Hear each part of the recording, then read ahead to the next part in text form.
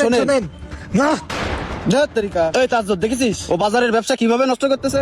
আমরা গোস্ত 750 টাকা করে বেচতেছি, আরো 700 টাকা করে বেচতেছে। দাঁড়ান ভাই, আজকে ওরে দেখতেছি। ভাই গোস্ত কতটুক নেবেন? এখানে গোশ কতটুকু আছে? ভাই এখানে গোশ আনুমানিক 20-25 কেজি আছে। আপনার কতটুক লাগবে? ভাই আমার বাসায় তো বিয়ের অনুষ্ঠান, আমার সবটুকু লাগবে, সবটুকু দিয়ে দেন। যাক আলহামদুলিল্লাহ ভাই, গোস্ত সবটুকু নেবেন? তাহলে আপনি একটুখানি দাঁড়ান, আমি কেটে রেডি করে দিচ্ছি। আচ্ছা আপনি গোস্ত রেডি করতে লাগেন, আমি পাশের দোকানে চা খাচ্ছি। আচ্ছা ভাই ঠিক আছে, আমি এখনই গোস্ত রেডি করে দিচ্ছি, আপনি চা খেয়ে আসেন। তুই এই বাজারে গোস্ত টুকরো টুকরো বিক্রি করিস, তারপরে আবার আমার কাস্টমার ডেকে নিয়ে যে তুই গোস্ত কম দামে দিলি কেন?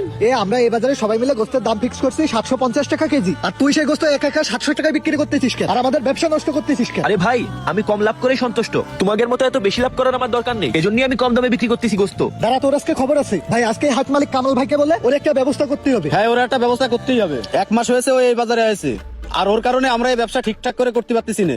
ওরে যে করে হোক এই বাজার থেকে খেদায় ছাড়তে হবে। হ্যাঁ ভাই, ও আমাদের থেকে বেশি গোস্ত আনে, তারপরে ও কম দামে বিক্রি করে বলে ওর গোস্ত আগে বিক্রি হয়ে যায়। হ্যাঁ তুমি ঠিক বলিস, ওর একটা ব্যবস্থা করতেই হবে।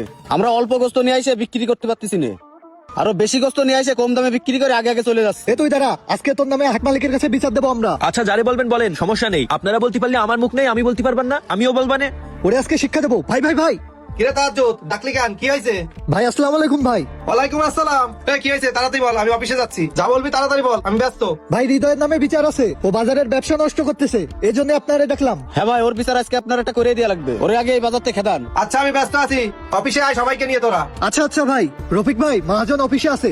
হৃদয়ে বেরো, তোর খবর আছে। হ্যাঁ, হৃদয়ে নিয়ে যেতে হবে। আচ্ছা যাও, আমি আসতেছি। রফিক ভাই তাড়াতাড়ি বেরোন। হ্যাঁ চল চল। হ্যাঁ আসেন। এই বল তোদের কি হয়েছে, ডাকলি কেন? মহাজন যার জন্যই ডাকেছি সে তো এখনো আসেনি। আমরা এই হৃদয়ের নামে কমপ্লেন দেওয়ার জন্য আপনাকে ডাকিছি, তা সে হৃদয়েরই তো এখনো খোঁজ নেই। কেন হৃদয়ের নামে এত কমপ্লেন কেন? ও কি পচা গোস্ত বেচতেছে না বেশি দামে বেচতেছে? এসব করলে তো আমাদের বাজারের নাম নষ্ট হবে। না মহাজন, ও পচা গোস্তও বিক্রি করছে না, বেশি দামেও বিক্রি করছে না।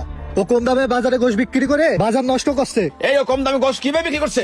হ্যাঁ বুঝলাম না তো, ও কম দামে কিভাবে বিক্রি করে? কই হৃদয় কই? ওরে তো দেখছি না। ওই তো চলে আইছে। আসসালামু আলাইকুম মহাজন সাহেব।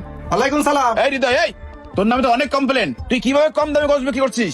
কি ধরনের গোশ বিক্রি করছিস বিস্তারিত বলতো আমাকে। মহাজন সাহেব, আমরা কিন্তু গরুটা হাট থেকে একই দামে কিনেছি, আমার কিনা দামের তো অল্প লাভ হলেই আমি অল্প দামে গোস্ত বিক্রি করে দিচ্ছি।